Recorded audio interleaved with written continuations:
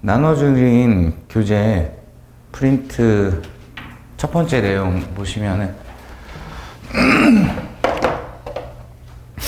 오늘 이제 삼각함수도 조금 있긴 한데 주로 미적분 이용해서 문제 푸는 게 중간에 좀 등장을 할 거라서 앞쪽에 그쪽 내용을 이제 소개를 좀 해놓은 게 있죠. 약간의 그냥 복습.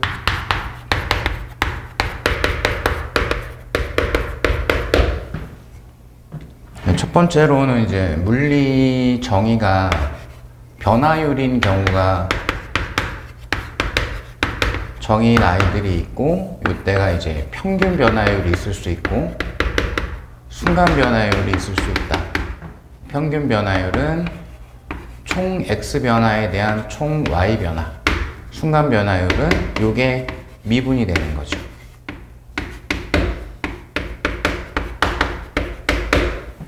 그래서 거기에 거의 웬만하면은 한 90% 이상이 그 정도 미분할 줄 알면은 시험 문제 푸는 데는 큰 지장은 없어요.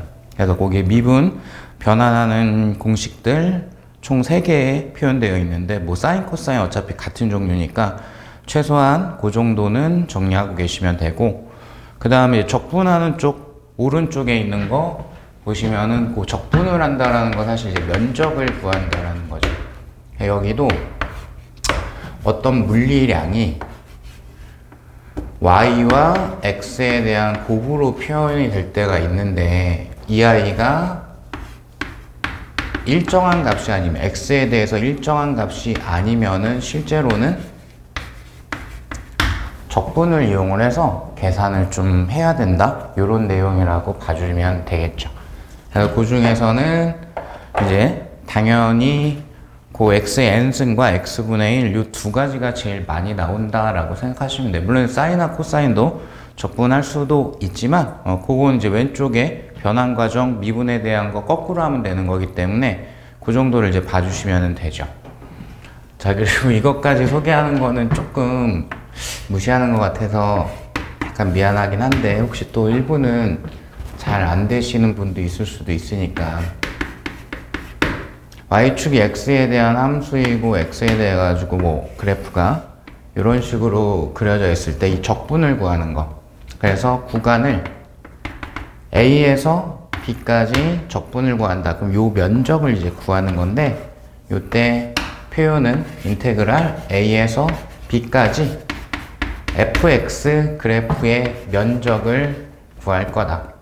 그러니까 엄밀히 얘기하면은 이 아이는 요 안에 들어가 있는 걸 전체 합을 구할 겁니다 라는 뜻이기는 하죠. 자, 어쨌든 자, 그래서 얘가 이 아이가 이제 적분된 즉 면적을 구해진 함수를 뭐 gx다 이렇게 표현을 하게 되면, 여기서 적분해 가지고 이렇게 표현을 하고 a에서 b까지, 그럼 여기에다가 gp 라고 대입을 하게 되면 이게 면적에 대한 함수니까, 그러면은 0에서부터 b까지 면적을 구한 거고요. 그 다음에 ga 라고 하시게 되면은 0에서부터 a까지의 면적을 구한 거죠. 그럼 내가 필요한 면적이 a에서 b까지의 면적이기 때문에 그러면 요거를 빼주시면 되죠. 그래서 요거 빼기 요거 값, 이런 식으로 마지막 계산을 하시게 됩니다. 자, 그 다음에 이제 거기 이제 간단하게 시험에서 제일 많이 물어볼 수 있는 확률적으로 높은 아이들, 그래서 파트별로 역학하고 전자기하기 그 페이지에 소개가 되어 있는데, 역학을 먼저 보시게 되면은, 자, 우리가 지금 개념 강의는 아니니까 거기 이제 속도하고 가속도가 변화율의 대표적인 아이고, 그리고 이제 강체역학 내지는 회전 운동, 우리 그쪽도 정리를 한 게 있기 때문에, 또 속도에 대응되는 회전역학 쪽이 각속도, 가속도에 대응되는 회전역학 쪽이 각가속도, 걔네들의 뜻이 각각 표현이 되어져 있고요. 관계적으로는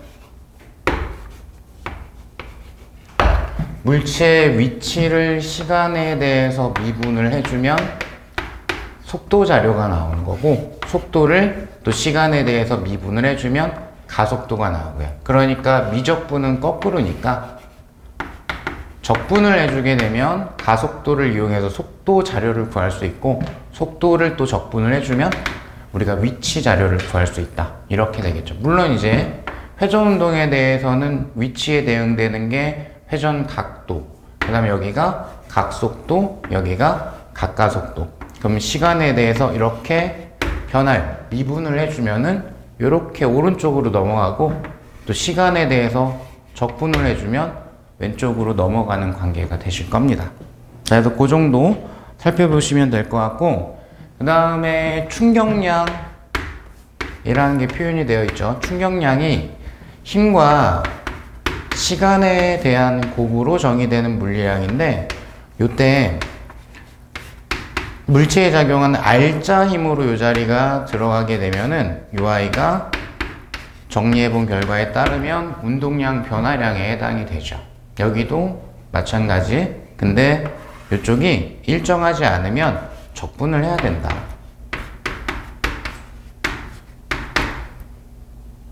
그리고 이제 가로 안에는 그것도 소개를 해놨어요.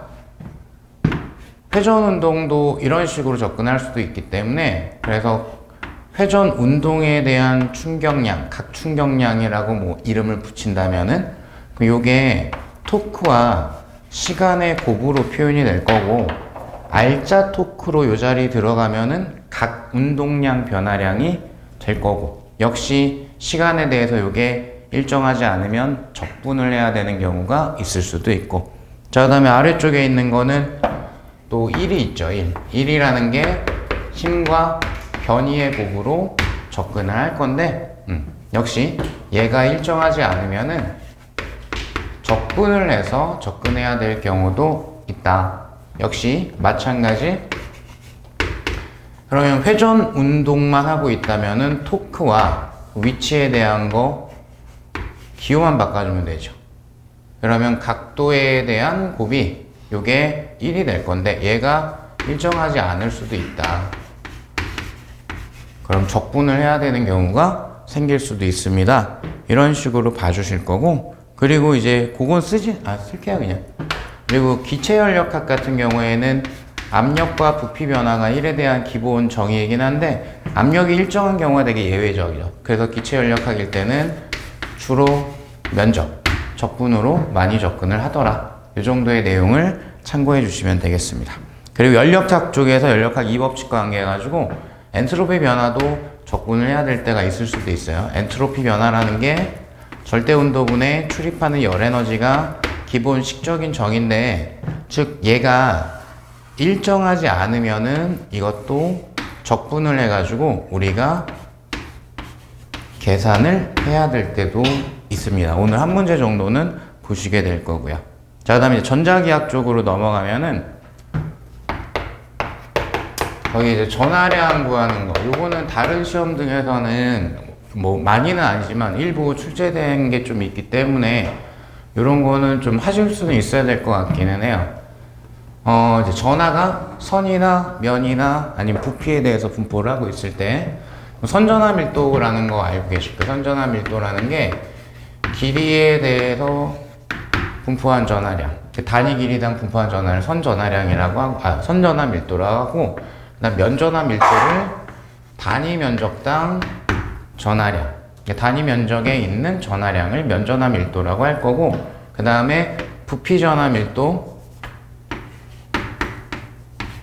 단위 부피당 들어있는 전하량, 이렇게 정리가 되죠. 그럼 여기로부터 당연히 전하량이라는 게 선전하 밀도 곱하기 길이, 여기도 전하량이라는 게 면전하 밀도 곱하기 면적, 여기도 전하량 구하는 게 부피 전하 밀도 곱하기 부피, 이렇게 할 건데, 역시 선전하 밀도나 면전하 밀도나 부피 전하 밀도, 그러니까 이쪽 아이들이 함수로 주어질 때도 시험에 있어요. 즉 일정하지 않은 값일 때, 즉 길이에 대해서 일정하지 않을 수도 있고, 면적에 대해서 일정하지 않을 수도 있고, 부피에 대해서 일정하지 않을 수도 있고, 그때는 어쩔 수 없이 일정하지 않으니까 곱하기의 꼴인데 일정하지 않으니까 이러면 적분을 해야 됩니다.